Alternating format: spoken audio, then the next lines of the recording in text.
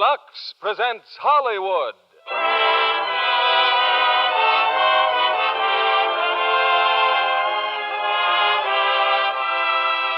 Lever Brothers Company, the makers of Lux Toilet Soap, bring you the Lux Radio Theater, starring James Stewart, Donna Reed, and Victor Moore in It's a Wonderful Life.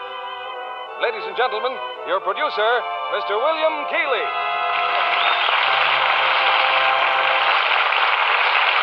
Greetings from Hollywood, ladies and gentlemen. Tonight we bring you one of the season's most inspiring hits, a Liberty Films production that's been nominated for the highest screen award. Yes, It's a Wonderful Life. And we present it now with its original fine stars, Jimmy Stewart and Donna Reed. Jimmy in the role which won him a nomination for the best performance of the year. Also in our cast is starred that fine comedian, Victor Moore. It's a Wonderful Life is the drama of a typical American. Might be you, it might be me. He dreams of glory, he lives in hope, he loves and doubts, and only Providence puts a final value on his service to humanity. Our story starts before the war, when life was normal.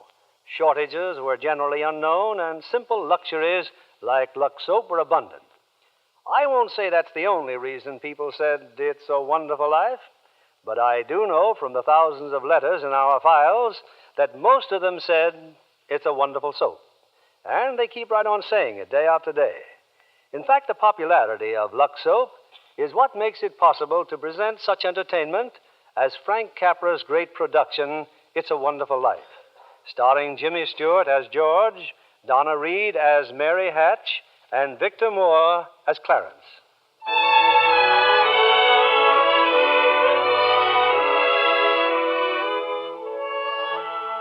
This is the story of George Bailey, citizen of Bedford Falls, New York. George Bailey, who more than anything under the sun wanted to see the world. The wonderful, exciting world that lay somewhere beyond the limits of his hometown. Oddly enough, this story does not begin in Bedford Falls. In fact, it doesn't begin anywhere in the world. It begins in heaven, where the superintendent of angels has just summoned an apprentice angel named Clarence. Oh, I'm really going down to Earth, sir? Oh, how splendid. Yes. There's a very discouraged man down there, Clarence. George Bailey. At exactly 10:45 p.m., Earth time, he'll be thinking seriously of ending his life. Oh, dear, his life. Now, I want you to stop him if you can. Now, sit down. I'll give you Bailey's case history. Sir, if I should accomplish my mission, may I perhaps get my wings? I've been waiting over 200 years now, and, well, people are beginning to talk. Clarence, what's that book? The Adventures of Tom Sawyer, sir. I was reading it when you sent for me. Oh, fine book. Excellent. Well, you do a good job on George Bailey, and we'll see about your wings. Oh, thank you, sir. Now, listen. When George Bailey was a boy, two events occurred that you should keep in mind. One was when his young brother, Harry, fell through the ice and almost drowned. George saved him. Brother fell through the ice. George saved him. Ever since, George has had a bad ear. All that icy water, you understand. Yeah, bad ear. Yes, sir. The other event came a few months later. George used to work after school in Mr. Gower's drugstore. One day, Mr. Gower's only son died of influenza. It was a terrible blow, and poor Mr. Gower tried to lose his grief in whiskey. Where you been, George? Mrs. Blaine's called twice. What happened to her prescription? You lost it, didn't you? No, Mr. Gower. Here it is. Well, you good for nothing. Don't you know that Blaine girl's very sick? Mr. Gower, my ear. You're hurting my sore ear. Teach you to loaf, you lazy brat. Mr. Gower, you don't know what you're doing. You put something wrong in those capsules. Shut up. Oh, I know you feel bad, but look, Mr. Gower, look. This bottle, you used this bottle to make up the capsules. It's poison. Poison? Don't hurt my sore ear again, Mr. Gower. Oh, George. That's why this is the liver, Mr. Gower. All I wanted was to make sure. George.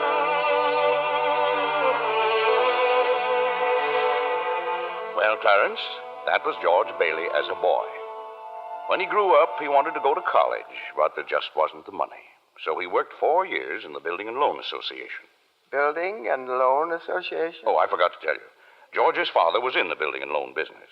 He and George's uncle, Billy. High ideals and low bank account. Anyway, George worked for his father and saved enough to see him through the university. That summer, though, he was going to Europe. Got a job on a cattle boat. Do a little traveling before college. Boy, it's hard to realize it. My last night in the Bailey boarding house. Yeah, we're sure going to miss you, George. Oh, I'm going to miss you, too, Pop. Hey, what's the matter? You look tired. Oh, I had another tussle with old Henry Potter today. Oh, I thought when you put him on the board of directors, he'd ease up. Oh, so did I.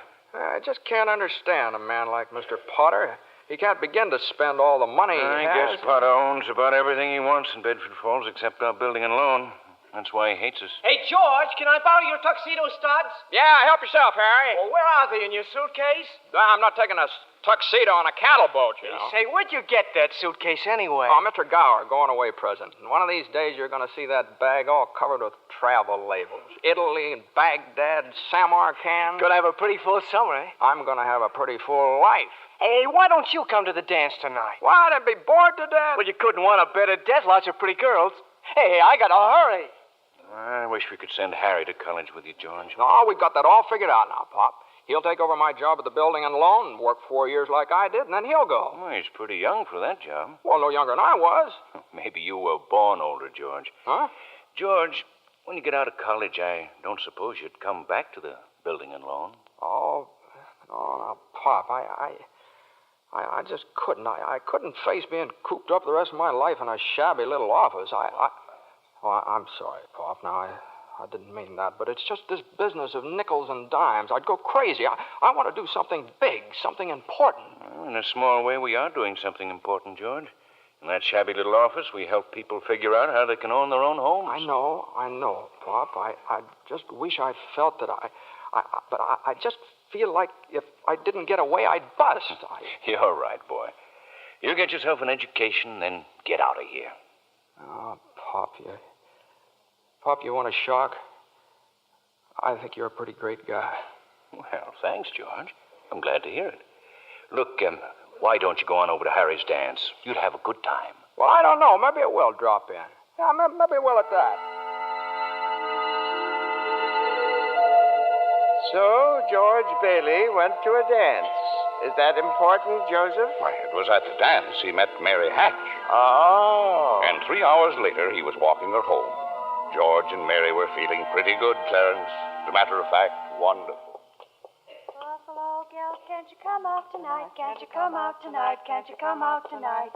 Buffalo girl, can't you come out tonight? And dance by the light of the moon. Hot dog, oh boy, just like an organ. At Gee least. whiz.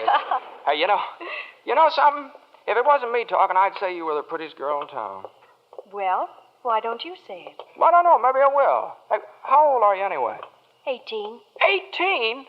Too young or too old? No, it's just right. It sort of fits you. Hey, look where we are. Oh, the old Granville house. Yeah, I gotta throw a rock. Oh, no, don't. I love that old house. Well, no, don't you know about deserted houses? You make a wish and then throw a rock. George, but it was such a lovely old place. I wish I lived there. In there? I wouldn't live in it as a ghost. Now, watch. Watch this. Here we go. How about it, huh? Pretty good shot, huh? Broke a window, huh? What'd you wish, George? Oh, I don't know. Not just one wish, a whole hatful. Mary, I'm shaking the dust of this crummy little town off my feet, and I'm going to see the world. Italy, Greece, the Parthenon, the Colosseum.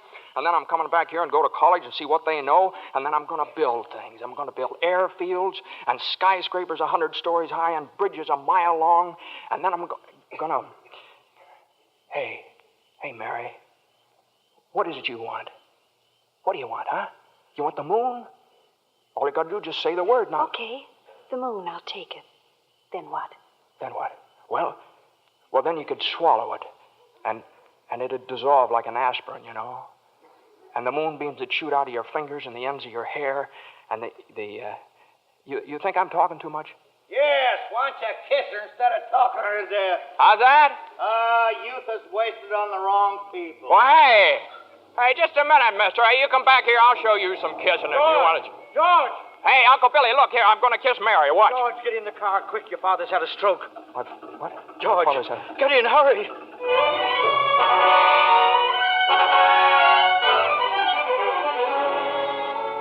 Well, George's father died that night, Clarence. So, of course, George couldn't go to Europe. But that fall, just as he was ready to leave for college, the directors of the building and loan had a meeting. They were going to appoint a successor to Mr. What was that you said, Mr. Potter? I said as long as Peter Bailey's dead, let's dissolve the building and loan. We don't need it. Now, wait a minute. Oh, you wait a minute. Peter Bailey was not a businessman. Ideals without common sense can ruin a town. What do we get? A discontented, lazy rabble instead of a thrifty working class. Hold on, Mr. Potter. Oh, Hold on I just meant a minute. no disrespect, George, but... Oh, wait a minute there. Why my father ever started this cheap penny ante building and loan, I'll never know. But just remember this, Mr. Potter, this rabble you're talking about, they do most of the working and the paying and living and dying in this community. Well, is it too much to have them work and pay and live and die in a couple of decent rooms and a bath? Anyway, my father didn't think so. People were human beings to him. But to you, a warped, frustrated old man, they're cattle. Well, in my book, Mr. Potter, he died a much richer man than you'll ever be. I'm not interested in your book, George. I'm talking about the building and loan. You're talking about something you can't get your fingers on that's galling. That's what you're talking about. Well, this town needs this measly one-horse institution, if only to have some place where people can borrow a few dollars without crawling to you. Now, come on, Uncle Billy. What happened, George? Yeah, all we heard was a lot of yelling. Boy, oh, boy, you should have heard George. Yeah, they're in there voting us out of business. Oh, who cares? I can get another job. I'm only 41. 45. Will you get out of here, George? You missed your boat trip. Do you want to miss college, too? George, we've just voted Potter down. We're still in business. Whoopee! We're still in business. We're still in business. But there's one condition, George. They've appointed you to take your father's place. Appoint me, but I'm going to college. Look, this is my last chance. Uncle Billy's your man. George, you've got to take it. They'll vote with Potter otherwise. They said so. They even...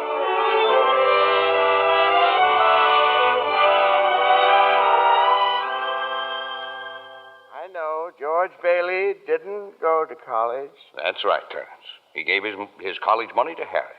Harry went instead. But what happened to that good-looking girl, you know, Mary? Oh, George saw her now and then. Not very often, though, because Mary went away to school, too. Anyway, George waited 4 years more for Harry to come back and take over the building and loan. He could still see the world. He planned to work in the oil fields, Venezuela. Except when Harry came home, he wasn't alone. There was a girl with him, his wife. George? Yeah, I'm out here on the porch, Mother. I just thought I'd get some air. Well, how do you like your new sister-in-law? Oh, she's swell. Looks like she can keep Harry on his toes. Yeah, and keep him out of Bedford Falls anyway. What do you mean? Well, Ruth's father, he's got a wonderful job for Harry up in Buffalo. Buffalo? Well, that means you can't... Yeah. George, did you know Mary Hatch is back from school? Hmm? Yeah. Nice girl, Mary. Mm-hmm. Oh, stop grunting. Oh. Give me one good reason why you shouldn't call on Mary. Well, Sam Wainwright. Sam's crazy about Mary. Well, she's not crazy about him. Well, now, how do you know that? Did she discuss it with you? Besides, Sam's away in New York. Oh, and all's fair in love and war. I see. Okay, Mother, I think I'll go out and find that girl and do a little passionate necking. Oh, George. Goodbye, Miss Bailey. By the way, do you want any books at the library? Library? George! George, you go and see Mary. Do you hear?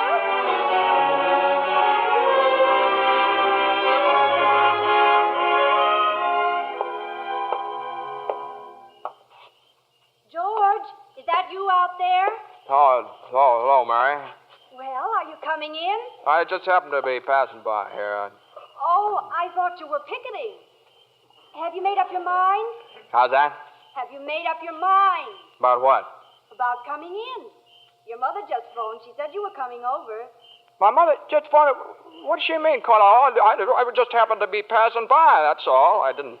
Well, Well, all right, I'll come in for a minute, but I didn't tell anybody I was coming here. You fella can't go out for a walk nowadays without you... When'd you get back? Tuesday. Where'd you get that dress? Do you like it? It's all right. Well, no point standing here on the porch. Come on in. I still can't understand it. I didn't tell anybody I was coming here, you know. Would you rather leave? Well, no, I don't want to be rude. Sit down for a while. It's nice about your brother and Ruth, isn't it? Yeah. That's all right. Don't you like her? Well, of course I like her. She's a peach. Oh, just marriage in general you're not enthusiastic about, No. Marriage is all right for a lot of people. It's all right for Harry, and Sam Wainwright, and you. For Sam? Harry? It's George Bailey, Mother. What's he want? I don't know. What do you want? Me? Not a thing. Not a thing, and I just came in to get warm. He's making violent love to me, Mother. You just tell him to go right back home. Sam said he'd call you tonight from New York, didn't he? I guess so. How about some music? Your mother needs... I didn't come here to... What did you come here for, then? I don't know. You're supposed to be the one with all the answers. You tell me. Oh, why don't you go home? I don't know why I came here in the first place. Good night. Good night. Okay, the way you're shouting, you'd think that... You'd think what? All right, I'll get it. George, on your way out, would you mind turning off the phonograph? I'd be very happy to. Doggone crazy song. Hello? Sam? Mary, gee, it's good to hear your voice. How are you, Sam? I forgot my hat. Hee-haw. What? Oh, I was just talking to an old friend of yours, George Bailey. Oh, Mossback George? Old Mossback George. Well, put him on. I'll talk to him, too. Wait a second. George. He doesn't want to speak to George. He does so. He asked for him. Why'd you call me? Because if I'm in a hurry. Sam wants to talk to you. Oh. Hiya, Sam. Hey, fine pal you are, trying to steal my girl. What do you mean? Nobody's trying to steal anybody's girl. Here, Mary, take the... No, wait, George. I want to speak to you both. Tell Mary to get in the extension upstairs. He says for you to get on the extension upstairs. I can't. Mother's on the extension. I am not. Here, we can both hear, George. Just put your head a little closer. What? There, that's better. We're listening, Sam. Well, I have a big deal coming up that's going to make us all rich. George, you remember that time you told me about making plastics out of soybeans? Soybeans? Yeah. Soybeans, yeah. Well, my father's checked into it, George, see? And now he's going to put up a factory. How do you like that? A factory, huh? And here's the point, George. I may have a job for you unless you're still married to that broken-down building and loan. Oh, Mary? I'm here. You tell that guy I'm giving him a chance of a lifetime. Do you hear? He says it's the chance of a lifetime. And give me that phone. Here's George again, Sam. George. Now, you listen to me, Mary. I don't want any plastics, and I don't want any job, and I don't want to get married ever to anyone. Do you understand that? I want to do what I want to do, and you're not going to trick me. And you're... Mary. George. Mary. Oh, Mary, darling, I love you, Mary.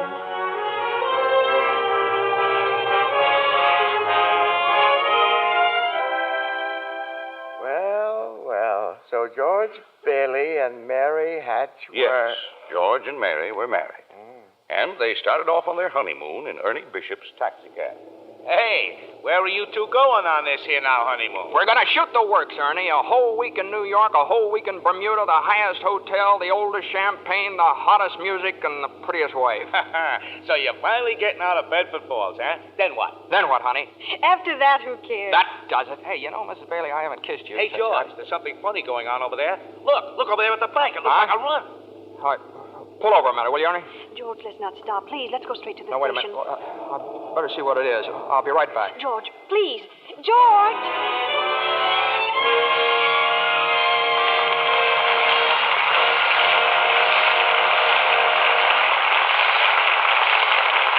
In a few moments, we'll return with the second act of It's a Wonderful Life, starring James Stewart, Donna Reed, and Victor Moore.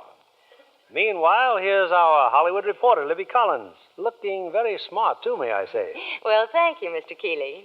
After seeing Paulette Goddard's wardrobe for Paramount's new comedy, Suddenly It's Spring, I just had to rush out and buy something new. Looking at all those lovely clothes was just too much for my self-control. Well, you look stunning, Libby. Oh, thank you again, Mr. Keeley. Now, tell me about the picture. I understand that Paulette's portrayal of an ex-whack is truly delightful. Oh, yes, it is. And Fred McMurray gives a perfect characterization of her wayward husband. Between the two of them, Suddenly It's Spring is a high-spirited comedy with emphasis on the romantic side. Well, naturally. But really, Mr. Keeley, that wardrobe of Miss Goddard certainly will make clothes-conscious girls sit up and take notice. I'll bet you think so, too, Mr. Kennedy. Well, Libby, men seldom know much about styles. Well, what I notice about a dress is the general effect when a woman wears it. Some girls always seem to have that right-on-the-beam look. You know what I mean. Well, I think what you have in mind, Mr. Kennedy, is good grooming. Screen stars certainly put great emphasis on it. A perfect hairdo, fresh, beautifully cared-for skin. Those are essentials. That must be the reason Lux Toilet Soap continues to be a studio standby, no matter how often other styles change. Well, that's what Miss Goddard told me. She says her beauty facials are so quick and easy and work so well. She's never without a supply of Lux Toilet Soap. I can depend on it for daily complexion care, she said. I wish you'd tell the ladies in our audience how easy these Lux Soap facials are, Libby. Well, here's what Paulette Goddard does. She says, I cover my face with the fragrant Lux Soap lather and work it well in. I rinse with warm water, then cold, and use a soft towel to pat my skin dry. Gives skin quick new beauty, she says. Daily Lux Soap facials do make skin lovelier. Recent tests by skin specialists proved it. In 3 out of 4 cases, complexions became softer and smoother in just a short time. A lovely Lux complexion makes a woman so attractive. I wish every girl who hasn't tried Lux Toilet Soap would begin using it tomorrow. That's sound advice, Libby. When 9 out of 10 screen stars recommend a beauty soap, you know it has to be good. So why not try Lux Toilet Soap, Hollywood's own complexion soap? We pause now for station identification. This is CBS, the Columbia Broadcasting System.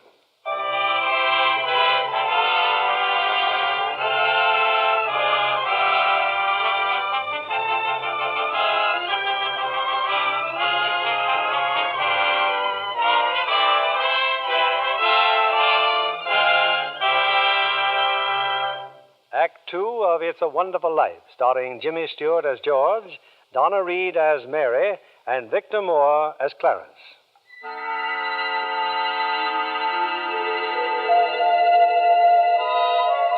Well, we're back in heaven again, where the superintendent of angels is reviewing the case history of a mortal named George Bailey. Clarence, the apprentice angel, is very eager to depart on his mission to the earth. Poor George Bailey. Oh, he's certainly in desperate trouble, Joseph. I'll go to him at once. Now, you sit down, Clarence. Sit down. We're nowhere near the point where George Bailey's thinking of taking his life. We're not? Now, where were we? Oh, yes. George and Mary had just started out on their honeymoon when they ran smack into the financial panic of 1932. In the waiting room of the building and loan, 100 frantic people were clamoring for their savings. Hey, what's going on, Uncle Billy? What's happened to all those people out there? This is a pickle, George. All I know is the bank called our loan an hour ago. I had to hand over all our cash. Holy mackerel. Whole town's gone crazy. Bank's in the same spot we are. Our charter, too. What about our charter? Our charter says we have to stay open until 6 p.m. The state can take away our license if we don't. How can we stay open till 6 without any money? George, where are you going? Out to talk to those people. Come on. Now, please. Please, folks. Now, just a minute. Just a minute. Now, please. How about our money, George? Where's our money? Well, come on. Now, please. Well, wait a minute. Now, listen to me. Now, you're thinking of this place all wrong. Your money's not here. Oh, wait a minute. Now, let me tell you, your money's in people's houses. In the Kennedy house, and the McLaren house, and in your house, and 100 others. Now, what are you going to do? Foreclose on them? I got $240 in shares. Now, let me have it. All right, Charlie. Now, you'll get your money in 60 days. 60 days? Well, now, look, that's what you agreed on when you bought your shares. I got my money. Old man Potter's taking over the bank. He'll pay you 50 cents on every dollar. Then let's take our shares to Potter. Half is better than nothing. Now, wait a minute, please, folks. I beg of you not to do this. If Potter gets hold of your shares, he'll be owning this building and loan. And he's got the bank, he's got the bus line, he's got the department stores, and now he's after us because he wants to keep you living in his shacks and paying the kind of rent he decides to charge. Now, we can get through this thing all right, but we've got to stick together. We've got to have faith in each other. My husband's out of work. We need money. I've got doctor bills to pay. I can't feed my kids on faith. How much do you need? We still got some money. Hey, Mary. Here it is, George. You told me to hold on to it. Would have made a nice honeymoon. Bought furniture, too. Hey, now, wait a minute, folks. Listen. I've got $2,000. All right, Charlie, how much do you need? $240. No, Charlie, now listen, just enough to tide you over. I said $240. Okay. Uncle Billy, give Charlie $240. All right, Ed. Now, how much just to get by on? $20, I suppose. Now you're talking. Now, Mrs. Thompson, how about you? $20 will do me. Good. $20. Uncle Billy, pay it back when you can now. Pay it back when you can. All right. Who's next?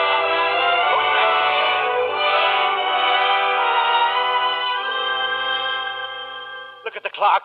Look. 5 seconds, 4 seconds, 3, 2, 1. 6 o'clock. We made it. Lock that door, Eustace, quick. Boy, we're still in business, Uncle Billy. We've even got $2 left. George, there's a call for you. Okay, and then call my wife, will you? She's probably over at Mother's. Mrs. Bailey's on the line. No, I don't want Miss Bailey. I want my wife. Mrs. Bailey. Mrs. Bailey, that's my wife. That's my... give me the phone, will you? Hey, Mary, listen, Mary, I'm sorry. Come home? Well, what home? Well, 323 Sycamore. Well, whose home is that? What? Well, Mary, how can I... Well, sure, all right, sure, I'll be there. Clarence, guess what 323 Sycamore was? His mother-in-law's house, huh? Oh, no. Number 323 Sycamore was the old Granville house, the one George threw rocks at and made wishes. Yes, sir, that's where they spent their honeymoon. That's where they started housekeeping. They were still living there 2 years later when old man Potter asked George to stop over at his office. Sit down, George. Sit down, do. Have a cigar? Well, thank you, sir. George, you're a young man, married, making, say, $40 a week at the building and loan. 45. 45. Now, if you were some ordinary yokel, I'd say you were doing fine. But George Bailey is intelligent, ambitious. He hates the building and loan almost as much as I do. He's been dying to get out of town ever since he was born, but he's trapped. Trapped into frittering his life away playing nursemaid to a lot of garlic eaters. Do I paint a correct picture, George, or do I exaggerate? Well, what's your point, Mr. Potter? My point is that you're the only man in town who has licked me. George, I want to hire you. Manage my affairs. I'll start you off at $20,000 a year. $20,000 a year? Are you sure you're talking to me? I'm George Bailey. Don't you remember me? The building and loan, remember? Yes, George Bailey, whose ship has just come in, providing he has sense enough to climb aboard. Well, but what about the building and loan? Confound it, man. I'm offering you a 3-year contract at $20,000 a year. Is it a deal or isn't it? No. The answer's no, doggone it. If you offered me $1 million to stay around this town and play stooge to you, the answer'd still be no. Now, let me alone. Don't bother.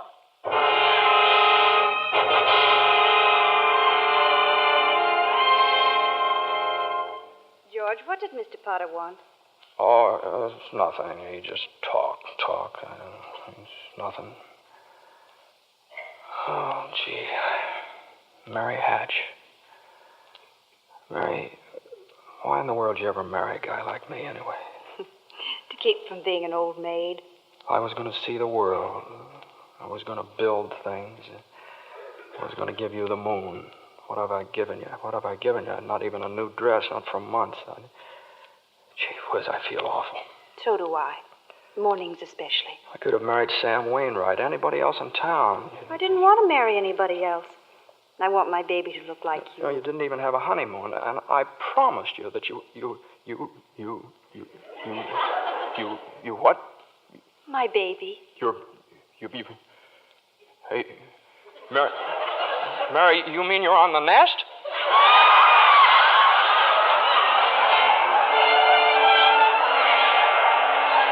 Well, Mary had her baby, Clarence, a boy. You don't say.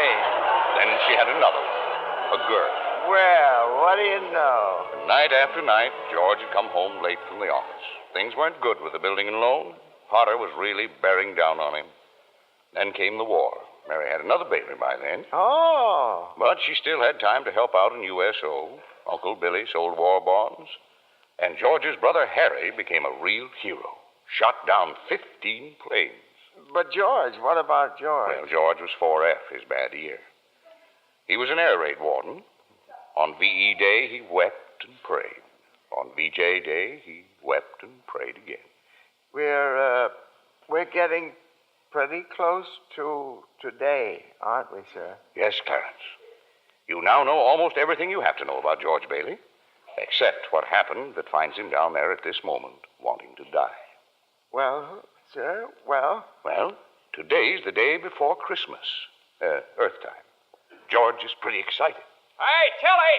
Eustace! Hey, look at the newspaper. Commander Harry Bailey, decorated by the president. That's my kid brother. The Congressional Medal of Honor. Gosh, George, gosh. What do you think about the 15 Jap planes? And the last one he got was just about to dive into a transport loaded with soldiers. You know what that means? He saved lives, hundreds of lives. Hey, gee, where's Uncle Billy? Huh? We're going to the bank, George. He's depositing that $8,000. Good. Go. Who's that in his office there? It's that man again, the bank examiner. Oh, yeah. Well, good afternoon, Mr. Carter. Hey, Tilly, get the books from Mr. Carter. Will you know, that's my brother's picture there, Mr. Carter. He shot down 15 planes, and one of them was just about... Well, Mr. Henry F. Potter come to the bank to deposit some more loot, eh? Char, you old fool. How do you like the news in the paper, Mr. Potter? Just can't keep those Bailey boys down now, can you? Let me see that newspaper. Here, sorry I can't chat, you old thief. Gotta make a deposit. Here you are, Horace. Deposit slip, bank book, and a very Merry Christmas to you. You too, Mr. Bailey. Say, you've forgotten something, haven't you? Horace, I've forgotten things all my life. Get a wiggle on, boy. But, Mr. Bailey, where's the money? What's that? You want to make a deposit? Well, certainly I want. Well, it's customary to bring the money with you. It's gone. Where'd I put it? Where'd I put that money?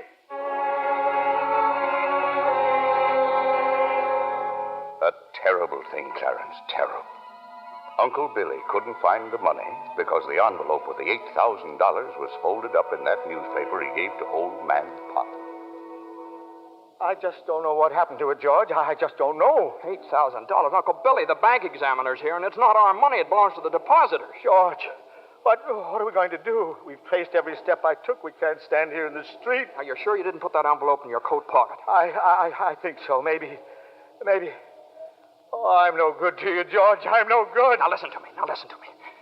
Think, will you? Now try and think. I can't think anymore. I can't. Where's that money, you silly old fool? You know what this means? It means bankruptcy and scandal and prison. One of us is going to jail. Well, it's not going to be me. Now get out of my way. I'm going home.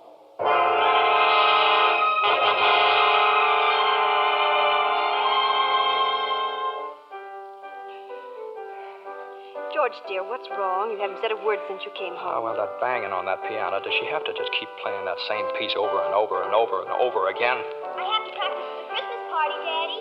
What is it, dear? Another hectic day? Yeah, another red letter day for the baby. Dad, Murphy's got a brand new car. You should see it. What's the matter with our car? Isn't it good enough for you? I'm sorry, Dad. I only... Run upstairs, Petey. See if Zuzu's all right. Okay, Mom. Now, what do you mean? What, see if Zuzu's all right? What do you mean? Oh, she caught a little cold coming home from school. She didn't button up her coat. Well, what is it? What do you mean, just a cold? George, the doctor said it was nothing serious. Was the doctor here? Well, I thought he'd better look at her. This old drafty house. It's no wonder we don't all have pneumonia. Might as well be living in a refrigerator. Why'd we have to live here in the first place and stay around this measly, crummy old town? George, what's happened? Everything's happened. You call this a happy family? Why do we have to have all these kids? Daddy, how do you spell frankincense? I don't know how you spell. You ask your mother. Where are you going? Upstairs to see Zuzu. Hello? Oh, thank you, Mrs. Welch. I'm sure she'll be all right. Who's that? Zuzu's school teacher. What? Oh, yes, the doctor says she'll be fine tomorrow. Here, give me that phone. George, please. Mrs. Welch? Well, this is Mr. Bailey. Say, what kind of a teacher are you anyway? What do you mean sending Zuzu home like that half naked? Do you realize you probably end up with pneumonia just because of your stupidity? You know, maybe my kids aren't the best dressed kids in town, but at least... Hello. Janie, will you stop playing that lousy piano? Cut it out. Stop it. George, for heaven's sake, what's wrong with you? I'm sorry. Janie, I'm sorry. Mary, I've just got to get out of here.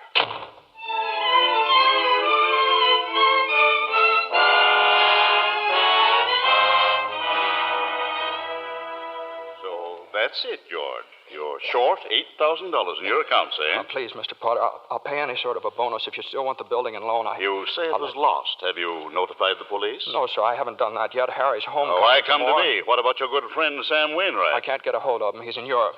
What kind of security would I have, George? What collateral? Yes, sir, I have some life insurance here. $15,000 policy. What's your equity in it? $500. And you want $8,000? You once called me a warped, frustrated old man. Well, what are you but a warped, frustrated young man crawling on your hands and knees for help? Why don't you go to the riffraff you love so well? Ask them for help. I'll do anything, Mr. Potter, please. Please help me, Miss. My wife and kids. I'm calling the district attorney. $500. You know something, George? You're worth more dead than you are alive. Now get out of here. Get out.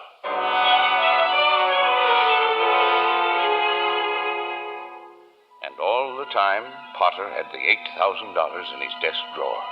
It's still there, Clarence. But where's George, sir? Where? Well, he went over to Martini's Cafe. He's had a couple of drinks, Clarence. He's just standing there, sort of in a daze. Oh, God. God, dear Father in heaven, I'm not a praying man, but if you're up there and you can hear me, please show me the way. I'm at the end of my rope. Show me the way, God. Mr. Bailey, you all right? Don't drink anymore, Mr. Bailey. Please, you don't feel good. Bailey. Did you say Bailey? Which Bailey? This gentleman is Mr. Bailey, George Bailey. George Bailey, huh? And the next time you talk to my wife like that, she'll get worse. It isn't enough she slaves teaching your stupid kids how to read and write. You got to ball You get out of here, Mr. Welch. You hit my best friend. Get out. All right. Mr. Bailey, you okay? Who's that? Mr. Welch, but don't worry. He don't come in this place no more. I'll get something for your face. It's bleeding. I'm all right. Please don't go away, Let me Mr. alone. Bailey. Please don't go away.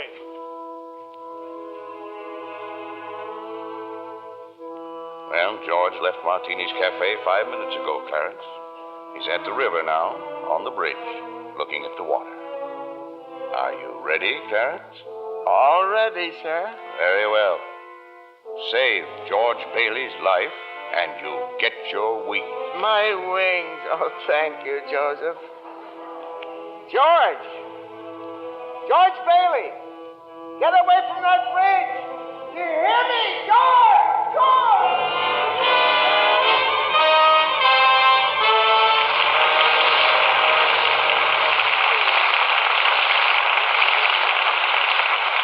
In just a moment, we'll bring you Act 3 of It's a Wonderful Life, starring Jimmy Stewart, Donna Reed, and Victor Moore. The popular theory about beautiful blondes is that they're content to be merely decorative. Our lovely guest tonight, Miss Susan Blanchard, completely disproves that idea. Besides being a hard-working Fox starlet, Susan, I understand you're a wonderful cook. I really love housekeeping, Mr. Keeley. But most of all, I enjoy the training I get at the studio. It's work, but it's fun, too. You're an Easterner, aren't you, Susan? Yes, a native New Yorker. I thought so. It was the Broadway theater that inspired me to think of show business as a career. Well, that's interesting. I used to save my allowance and go to every play I could. One of my favorite actresses was Jane Wyatt. Uh-huh. Imagine, Mr. Keeley, what a thrill it was for me to meet her right here in Hollywood. Jane Wyatt's latest picture, Boomerang, was made in the East, I understand. Yes. But she and Dana Andrews, who stars in Boomerang with her, were in Hollywood to see a studio showing of the picture. Oh, I see. Jane Wyatt is my ideal of a stage and screen star. So talented and so lovely to look at. Just as lovely in real life, too. She is indeed. It wasn't long before I discovered that she's as keen about Lux toilet soap for beauty care as I am. You know, I'm a Lux girl, too. We're glad to hear you say that, Miss Blanchard, because that's a very beautiful Lux complexion I see before me. Just right for blue eyes and ash blonde hair. Thank you, Mr. Kennedy. Any girl in pictures is delighted to find out about Lux toilet soap as a beauty care. Active lather facials are so quick and easy, and they really make a difference in your skin. Thousands of busy, attractive women have discovered that, Miss Blanchard. Daily Lux Soap Complexion Care does make skin lovelier. Otherwise, it wouldn't be the choice of 9 out of 10 screen stars. Lux toilet soap is all around beauty care for me. I use it as a bath soap, too. It has such delightful perfume, leaves a lovely fragrance on the skin. Thank you, Miss Susan Blanchard. I hope our audience will be seeing that lovely Lux complexion of yours in a screen close-up one of these days. Now, back to our producer, William Keeley. Act 3 of It's a Wonderful Life, starring Jimmy Stewart, Donna Reed, and Victor Moore.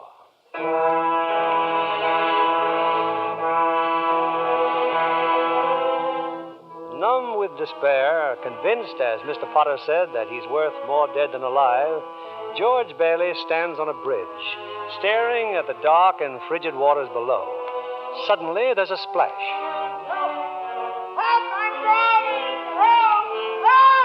No, that's not George. It's Clarence, the apprentice angel. And there goes George in after him. It's a few minutes later now, and in the bridge-keeper's shack, George and Clarence are drying off. You both sure you're all right? You want a doctor? No, I'm all right. Oh, I'm fine. This underwear, I didn't have time to get anything more stylish. My wife gave me this on my last birthday. I passed away in it. You what, mister? I see Tom Sawyer is drying out, too. Who? My book. I left in such a hurry, I brought Tom Sawyer with me. Hey, how'd you happen to fall in? Oh, I jumped in. I jumped in to save you. Jumped in to save me? Well, I did, didn't I? You didn't go through with it, did you? Go through with what? Suicide. Hey, it's against the law to commit suicide around here. Yeah, it's against the law where I come from, too. Where do you come from? Heaven. Oh, that's very funny. Very Your lips bleeding. Yeah, I got a bust in the jaw in answer to a prayer. Oh, no, George. I'm the answer to your prayer. Hey, how'd you know my name? Oh, I know all about you. Well, who are you supposed to be, anyway? Clarence Oddbody, AS2. Clarence Oddbody. What's the AS2 for? Angel, second class. Hey, I'm getting out of here. You may not need a doctor, but I do. Cheerio, my good man. Hey, look here. Why'd you want to save me? Because I'm your guardian angel, George. Oh, I see. Uh-huh. Well, you look like about the kind of an angel I'd get. What happened to your wings? Well, I haven't won my wings yet. That's why I'm an angel, second class. Oh, I see. But you can help me earn them, George, by letting me help you. Oh, don't happen to have $8,000 on you, do you? No. We don't use money in heaven. Oh, that's right. Yeah, I keep forgetting. I see. Comes in pretty handy down here, bub. Oh, tut. Of course, I found it out a little late. You know, I'm worth more dead than alive. You mustn't talk like that. Joseph will never give me my wings if you keep feeling that way. You just don't realize what you've done for your folks. Why, if it hadn't been for you... Yes, if it hadn't been for me, everybody would be better off. My wife and my kids and my friends. Oh, this is not going to be easy. And I'll be better off if I hadn't been born. What did you say? I said I wish I'd never been born. George, that's wonderful. It's wonderful. What? The idea you just gave me. Well, you got your wish. You've never been born. I've never been born? Exactly. No worries, no $8,000 to get, nothing. You simply don't exist. All right, okay, all right. George, I can do things, strange things. I can show you the world, George, the way it would be if you hadn't been born. Hey, wait a minute. This ear of mine. Hey, say something else in that bad ear. You don't have a bad ear anymore. Oh, I don't think you're concentrating. Oh. Don't you see? You're not the George Bailey you think you are. You're nobody. Oh, that's the doggonest thing I ever saw, that ear. Your lips stopped bleeding, too. Yeah. Hey, what's happening around here? What is this, anyway? I need a drink. That's what I need. What about you, Angel? You want a drink? Well, I don't quite know. Come on. We'll go as soon as our clothes are dry. Clothes are dry, George. Hey, so they are. That's funny. Well, look, let's get dressed and we'll stroll over to Martini's and then... excuse me. I'll stroll. You fly. Oh, no, I don't have my You don't wings. have your wings yet. That's right. I forgot that. I can't. A couple of drinks and we'll both fly, huh?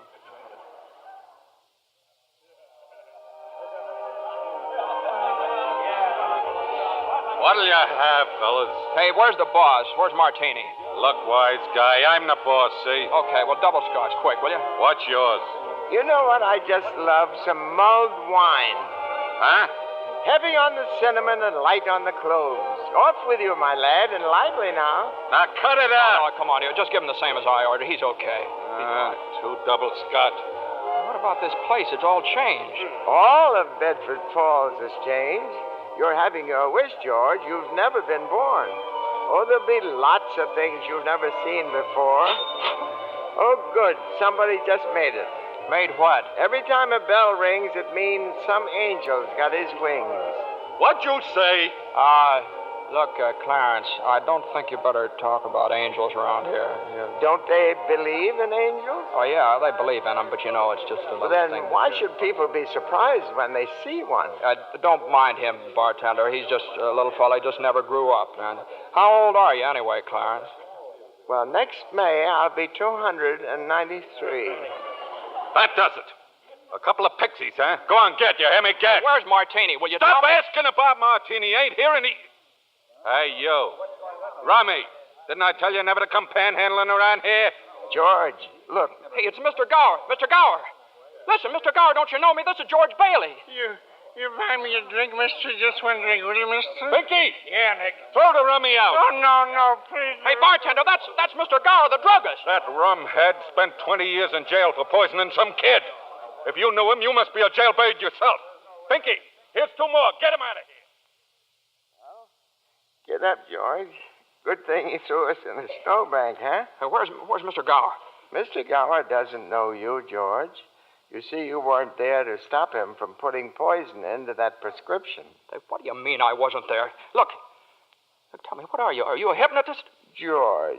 Look, well, why am I seeing all these strange things here? Don't you understand? It's because you were not born. Well, if I wasn't born, then who am I? Nobody. You have no identity. Well, what do you mean I have no identity? No papers, no driver's license, no 4F card, no insurance policy. Zuzu's bell. What? Zuzu's bell. I bought my little girl a bell to hang on the Christmas tree, and I forgot to give it to her. I've got it in my...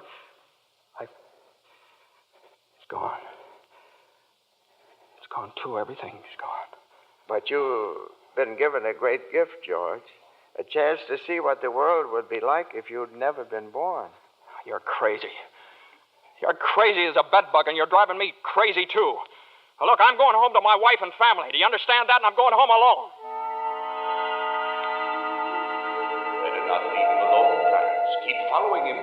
Joseph, I'll stay near him, sir. Poor George. He's seeing Main Street now the way it'd be if he hadn't lived. The thing that's really shocked him, sir, is the building and loan office. Know what's there now? Pawn shop. What's he doing? Can you see? He's talking to Ernie Bishop, the taxi driver. He wants to go home. You better tag along, Clarence. Oh, I will, sir. I will. Come on, step on it, will you, Ernie? Get me home. I'm off my nut. Where do you live, buddy? Oh, now, doggone it, Ernie. Don't you start pulling that stuff on me. 323 Sycamore. 323 Sycamore. Yeah, hurry. I'll put his Zuzu's sick. Okay, buddy. Hey, look, Ernie, I don't know what's happened. I'm going crazy or something. I got some bad liquor. Now, look, tell me this now. You're Ernie Bishop, right? And you live with your wife and kid down... You seen my wife?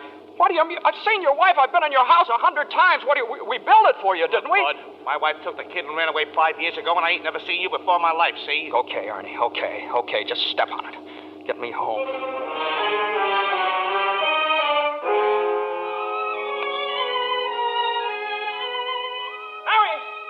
Mary, where are you? Janie, Petey, Zuzu. Zuzu, where are you? This is just an old abandoned house, George. You have no wife, no children. Where are they? What have you done with them? Hey, I'll break that thing. See, I told you. All right, up with your hands. Oh, Bert the cop. Thank heaven you're here. Now, look, why don't you be a good fella and I'll take you to a doctor? Bert, listen to me. What's the matter with you guys? Now, listen, it's that fellow there. He says he's an angel. He tried to hypnotize me. I hate to use my nightstick, but I guess I... Ow! Run, George, run. He can't hit you while I'm biting him. George, run. My teeth aren't what they used to be. Joseph, help! Joseph! Where'd they go, Ernie? Where'd they go? I don't know. They just disappeared.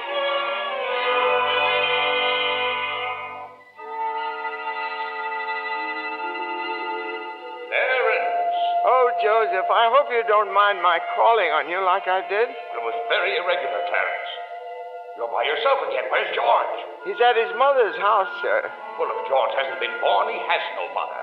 Oh, he's being very stubborn, sir. He'll just have to find these things out for himself. But his mother, that's a terribly bitter blow to a man, his own mother not knowing him. You mean I shouldn't have let him... I mean you better find him right away. Oh, and stop fighting policemen, Clarence. I'm here again, George. My own mother didn't know me. If only Harry were here. My brother were only back from Washington. Your brother fell through the ice and was drowned at the age of 9. Well, that's a lie. He got the Congressional Medal of Honor. He saved the lives of every man on that transport. Every man on that transport died. Strange, isn't it? Each man's life touches so many other lives. Harry wasn't there to save them because you weren't there to save Harry. Don't you see, George? You really had a wonderful life. Don't you see what a mistake it would be to throw it away? Clarence. Yes? Where's Mary? Please, where's my wife? I'm not supposed to tell. Tell me where she is. You're not going to like it, George. Where is she? I'll choke it out of you if I have to. Where's my wife? The library. She works there. She's just about to lock up for the night. So George, come back. Oh, there must be some easier way for me to get my wings. Mary. Mary. I'm sorry, the library's closed. Mary, it's George. Don't you know me? No, I don't know you. Let me go. Mary, please, don't do this to me. Mary, please, help me. Help me. Where are our kids? Mary, I need you, Mary. Get please. away from me. Help! Help me. Help me, Mary. I'm George. Mary.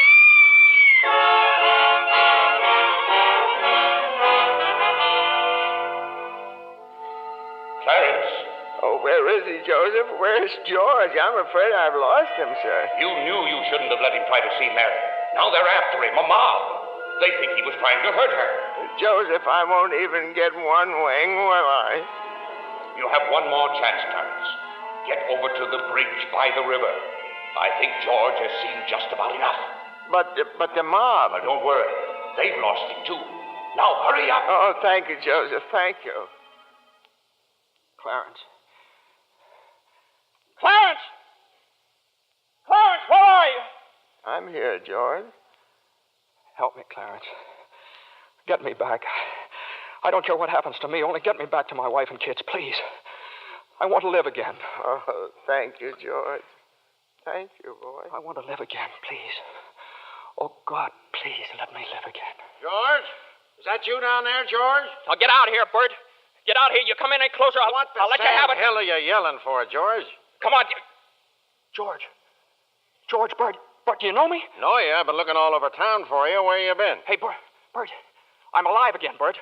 You sure you're all right? Hey, your mouth's bleeding. It is. Hey, my mouth's bleeding. Bert, look at the blood come out of there, would you? And where's Zuzu's Christmas bell, Bert? I had it right in my pocket. Here it is. Hey, it's in my pocket. What do you know about it? Hey, Merry Christmas, Bert. Well, Merry Christmas. Get in the car. I'll drive you home. You will, Bert? We'll do that. And turn the siren wide open, huh? Merry Christmas, Bedford Falls. Hey, Merry Christmas, old building and loan. Merry Christmas, Mr. Potter. Yippee! Come on. Hey, Bert, come on in with me, huh? What is these people, these reporters? Hey, Merry Christmas, reporters.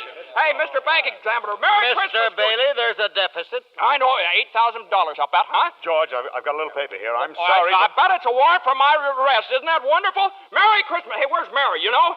Look at this wonderful old drafty house. Isn't it wonderful? Have you seen my wife? Where's Mary? Daddy, Merry Christmas. Kids! Hey, kids, Janie, Petey. Hey, I could eat you up. Where's your mother? She went looking for you, Daddy, with Uncle Billy. Oh, Daddy. Zuzu, my little ginger snap. How do you feel, huh? Fine, Daddy. Not a snitch of temperature. Not a snitch of temperature. Hallelujah.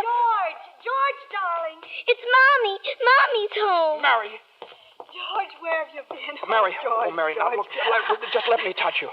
Oh, you're real, Mary. Oh, you've no idea what happened to me. You've no idea what's happened either. They're on their way here. Who's on their way? Oh, the police department? The FBI, the National Guard. I'm alive again, Mary. Oh, listen, Mary, I'm alive again. Oh, yes, darling, yes. Now close your eyes and come on downstairs. What is it? Can't open my eyes yet, Mary? What's going on here? Now keep your eyes closed. Now, I'll just walk you over here by the Christmas tree and... Well, the people, I hear lots of people. What is it? Lots of people. Just 1 minute now. We're all ready, Uncle Billy. Come in, everybody. George, look! Just look! Uncle Billy! Money, George. A laundry basket filled with money. Money for you. Mary did it, George. Mary! I don't understand. What money? What...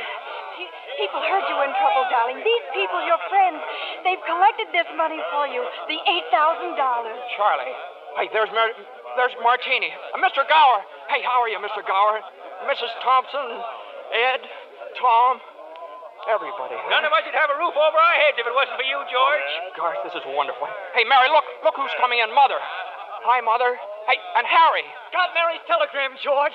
I flew in as fast as I could. Hey, everybody, a toast. How about a toast? Oh, good idea, Ernie. A toast to my big brother, George, the richest man in town. Daddy, my Christmas bell. You didn't forget. Forget? Here, honey. Here's your bell. Daddy. Darling, what's this on the table here? This book? The Adventures of Tom Sawyer. Lord, there's something written in it. Dear George, remember no man is a failure who has friends. Thanks for the wings. Love, Clarence. Clarence? Yeah, he's a very dear friend of mine. Daddy, Mrs. Welch says every time a bell rings, an angel gets his wings. That's right, Zuzu. That's right. That's right. Attaboy, Clarence. Attaboy, Clarence. Happy landing.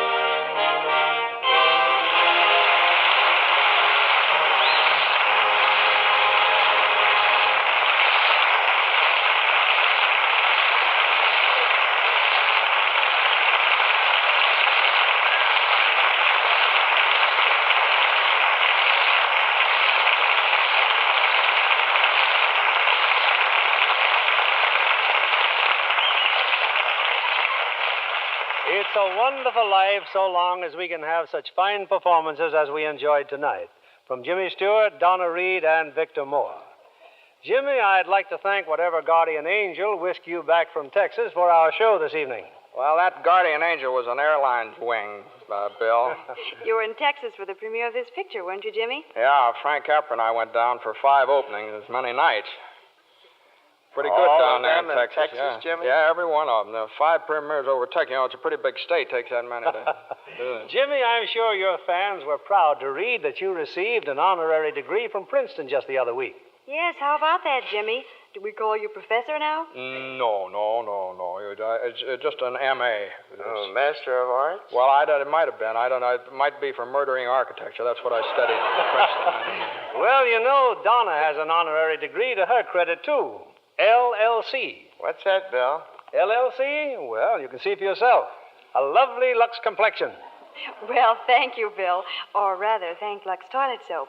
It's a wonderful complexion care. I use it faithfully. With wonderful results, I see. What's happening next Monday night on Lux, Bill? Next week, we have another of the season's most successful films. It's 20th Century Fox's thrilling screen hit, Leave Her to Heaven, with lovely Jean Tierney, and a star who appears in answer to literally hundreds of requests, Cornell Wilde. Based on the best-selling novel of the same name, Leave Her to Heaven is the strange, dramatic story of a woman whose twisted mind and fiendish jealousy drive her to any lengths to hold the man she loves. Now, that ought to make great listening, Bill. I wouldn't miss it for anything. Good night. Good night, and thanks a million.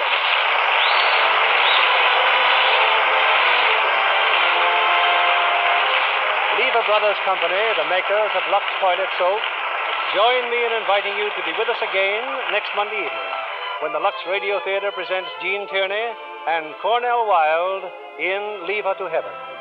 This is William Keeley saying good night to you from Hollywood.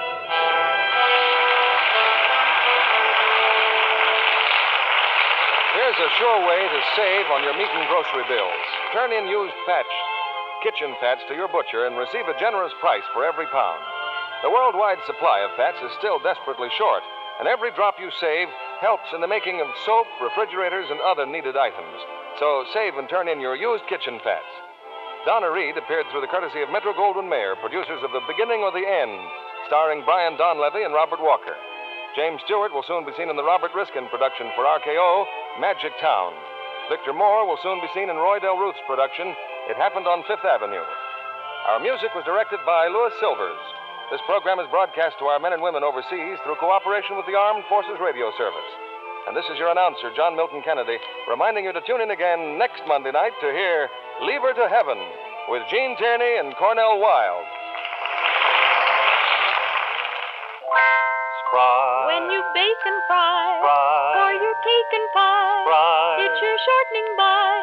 Rely on Spry. Want fried foods crisp, golden, better tasting? Try Spry, the pure vegetable shortening that gives you delicious, better tasting fried foods. So digestible, too, the Spry way. Rely on Spry. S-P-R-Y. Rely on Spry. S-P-R-Y. Be sure to listen in again next Monday night to hear the Lux Radio Theater presentation of Leave Her to Heaven. This is CBS, the Columbia Broadcasting System.